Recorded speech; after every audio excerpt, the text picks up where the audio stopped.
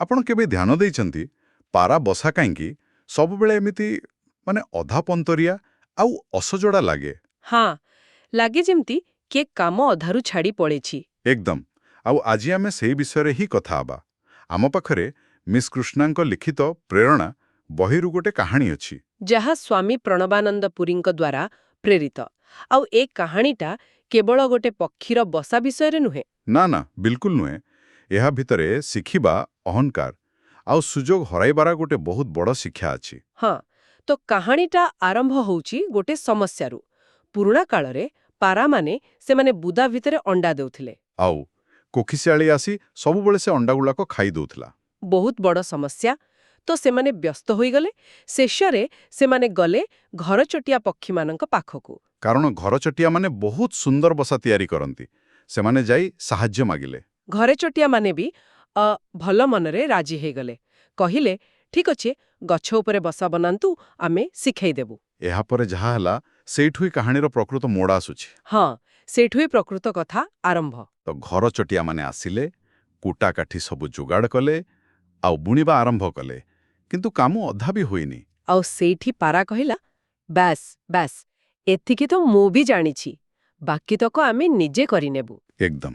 ସେଇ ଗୋଟିଏ ବାକ୍ୟ, ମୁଁ ଜାଣିଛି। ମୋତେ ଲାଗୁଛି ଏଇଠି ସବୁ ଗଡ଼ବଡ଼ ହେଇଗଲା, ନୁହେଁ କି? ହଁ, ଏଇ ଯେ ମୁଁ ଜାଣିଛି ବାଲା ମନୋଭାବ, ଏଇଟା ହିଁ ସବୁଠୁ ବଡ଼ ବାଧକ। ଏହା ତ ଆମେ ଆମ କାମରେ ବି ଦେଖୁ। ନିଶ୍ଚୟ।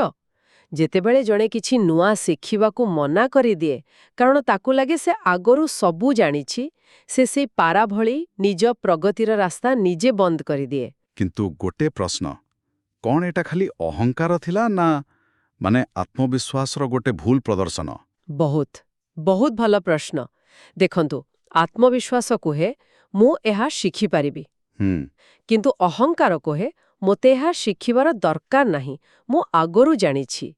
ପାରାର ସାହାଯ୍ୟ ଦରକାର ଥିଲା, ହେଲେ ସେ ଜଣେ ଶିଷ୍ୟ ଭଳି ନମ୍ର ହେବାକୁ ପ୍ରସ୍ତୁତ ନଥିଲା। ଆଉ ଫଳ କ'ଣ ହେଲା? ସେ ନିଜେ କରିବାକୁ ଯାଇ ପୁରା ବିଫଳ ହେଲା। ହଁ, ଏମିତି ଥରେ ନୁହେଁ। ନା, ବାରମ୍ବାର ହେଲା। ପାରା ନିଜେ ଚେଷ୍ଟା କଲା, ହାରିଲା, ବସା ଭାଙ୍ଗିଗଲା।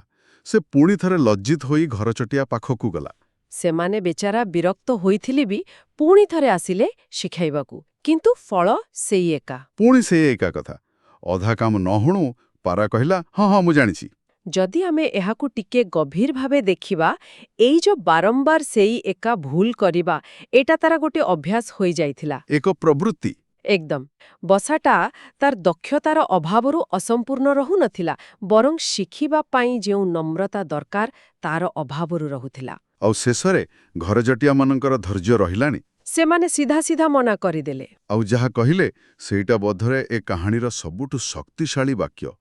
ସେମାନେ କହିଲେ, ଯେଉଁ ଜୀବ କିଛି ଜାଣିନଥାଏ କିନ୍ତୁ ବିଶ୍ୱାସ କରେ ଯେ ସେ ସବୁ କିଛି ଜାଣେ, ତାକୁ ଦୁନିଆରେ କେହି କିଛି ଶିଖାଇ ପାରିବେ ନାହିଁ। ସେହିଦିନଠାରୁ ପାରାର ବସା ସବୁବେଳେ ସେମିତି ଭଙ୍ଗାରୁଜା ହୋଇ ରହିଆସିଛି। କେତେ ଦୁଃଖଦ କିନ୍ତୁ ଶକ୍ତିଶାଳୀ ଶେଷ। ପାରାର ସେଇ ଅସଜଡ଼ା ବସା, ତାହା କେବଳ କାଠି କୁଟାର ଢେର ନୁହେଁ। ଆହା ଅହଙ୍କାର ଯୋଗୁରୁ ହଜିଯାଇଥିବା ସୁଯୋଗର ଏକ ପ୍ରତୀକ। ହଁ, ଏକଦମ ଠିକ୍ କହିଲେ। ତେବେ ଏହି ସରଳ କାହାଣୀରୁ ସାରାଂଶ ବହୁତ ସ୍ପଷ୍ଟ। ପ୍ରକୃତ ଜ୍ଞାନ ପାଇଁ ଖାଲି ବୁଦ୍ଧି ନୁହେଁ, ଏକ ଖୋଲା ମନ ଆଉ ଶିଖିବାର ନମ୍ର ଇଚ୍ଛା ବି ଦରକାର। ଆଉ ପ୍ରେରଣା ପୁସ୍ତକର ଏହି କାହାଣୀ ଆମକୁ ସେଇ କଥାଟା ବାରମ୍ବାର ମନେ ପକାଇଦିଏ। ନିଶ୍ଚିତ ଭାବରେ। ଆଉ ଏହା ଆମ ପାଇଁ ସମସ୍ତଙ୍କ ପାଇଁ ଗୋଟେ ଚିନ୍ତାର ବିଷୟ ଛାଡ଼ି ଯାଉଛି। କ'ଣ?